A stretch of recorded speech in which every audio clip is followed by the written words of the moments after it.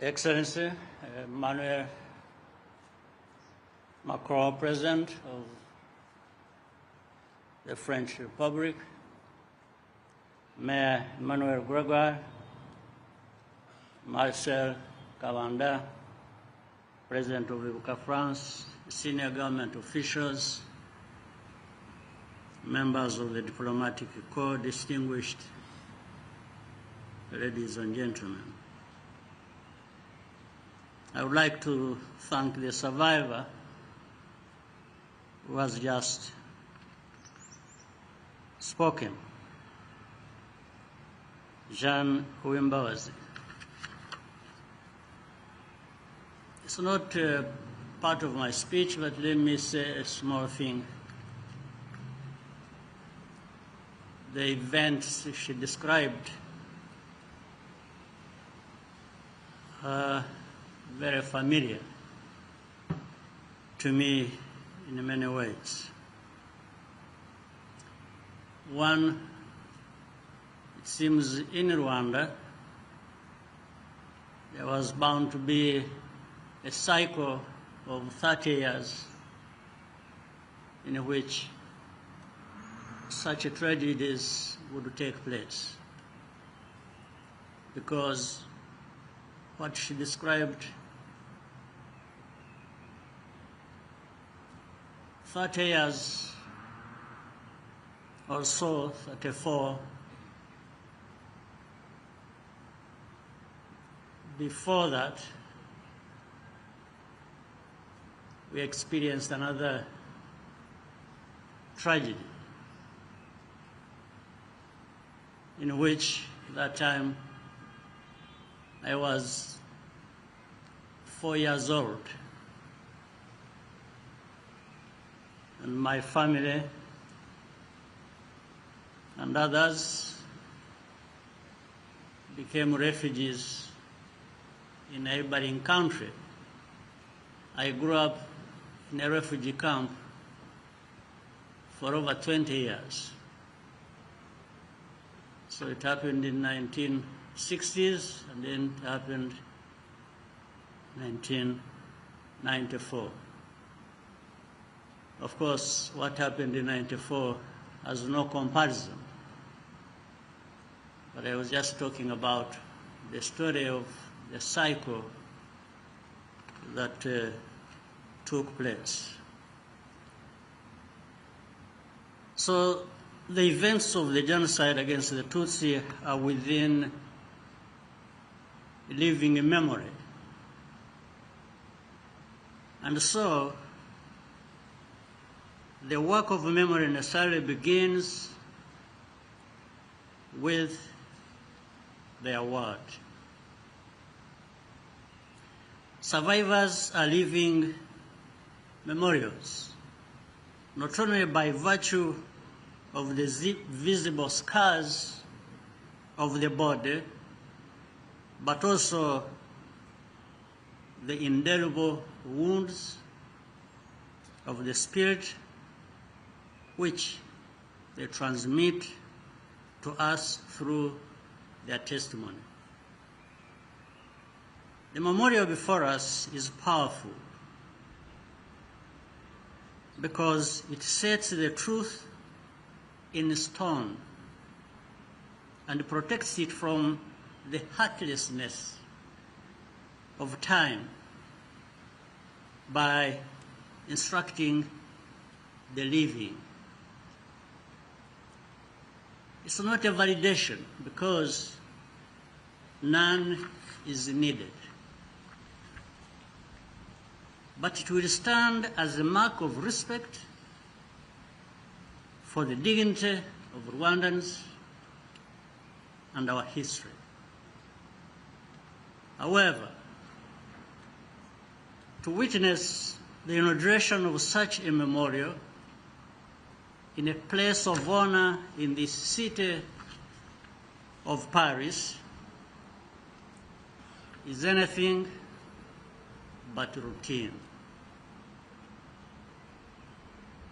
I want to thank the city of Paris and its mayor, Emmanuel Gregoire, as well as the former mayor, Anne Hidalgo, for making this possible.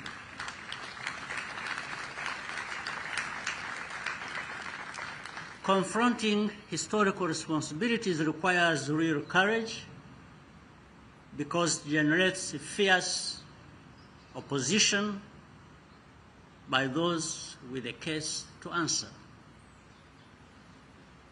You need a strong sense of humanity to see it through. President Macron,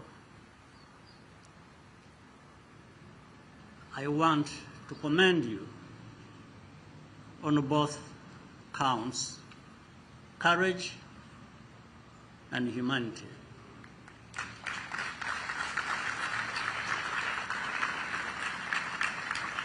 Five years ago, you took a risk and came to Kigali following the release of two independent reports, one commissioned by your government, the other by Rwanda, but arriving at similar conclusions. You acknowledge that France could have stopped the genocide but did not. In response,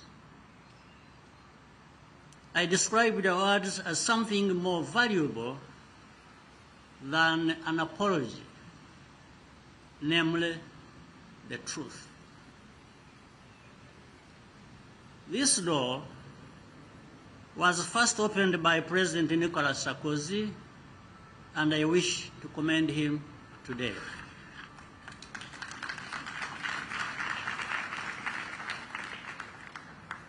In a historic visit to Rwanda in 2010, President Sarkozy conceded serious mistakes by France and said that it was not up to the task of stopping the genocide. I also pay tribute to the dedicated French journalists, activists, and researchers who never wavered in exposing the truth, and many are here today. Thank you.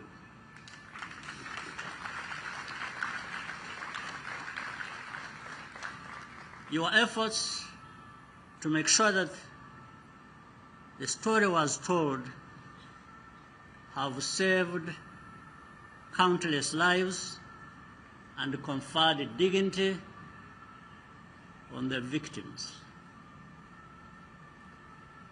The genocide against the Tutsis was foreseeable and in fact foreseen, and France was in a unique position to observe and to act. It took too long for France to come to terms with its role, causing additional pain. On some points, we still have not found consensus. I fully understand the feelings of those survivors and advocates who remain dissatisfied with the official record. But I believe that our common work has initiated a journey towards the truth, which is irreversible. And France was not alone in falling short, far from it. Many other countries did so as well, but none has gone as far as France in setting the record straight and accepting its part in the tragedy.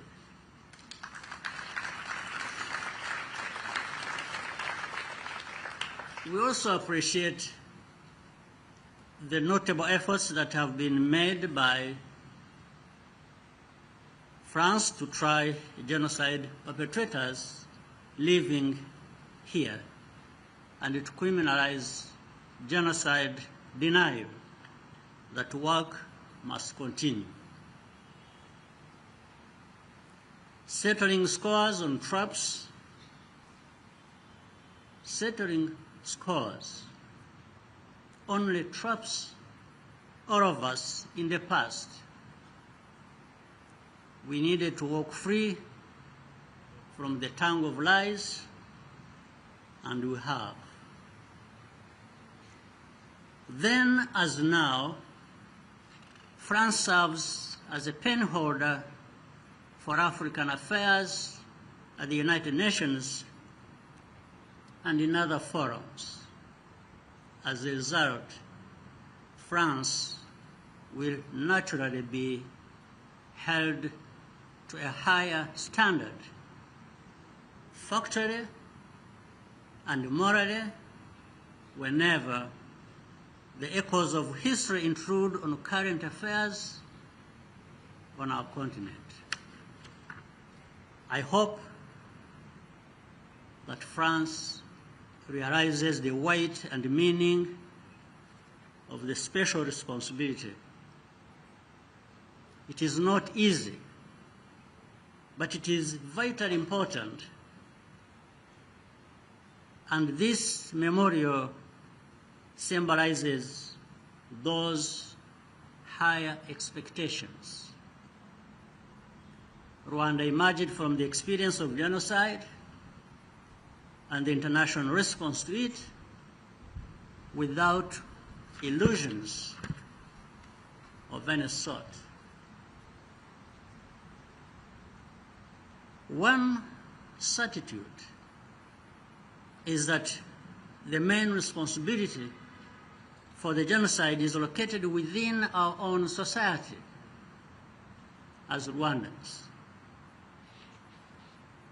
Others contributed, but you cannot blame them more than we do ourselves.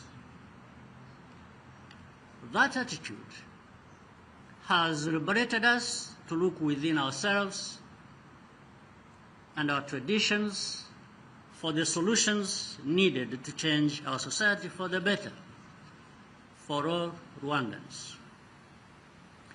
Rwanda's determination to overcome its tragic history and ensure that it is never repeated has never waned and never will. We are deliberate about educating our young people to sustain and expand the progress we have made, however modest that may be.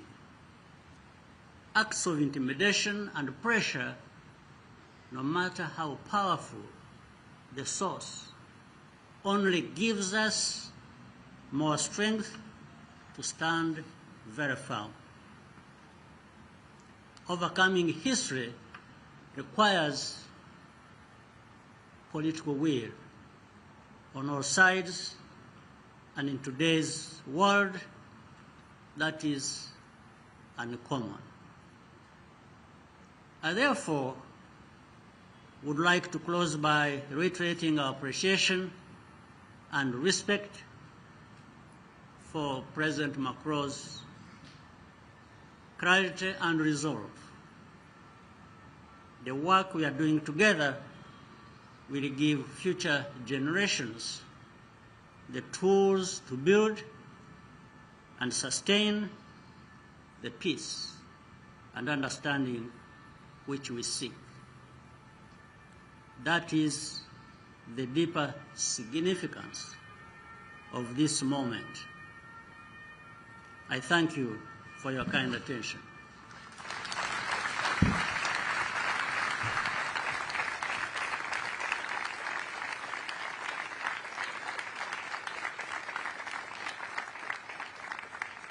Mesdames et Messieurs, j'invite maintenant à la tribune Monsieur le Président de la République.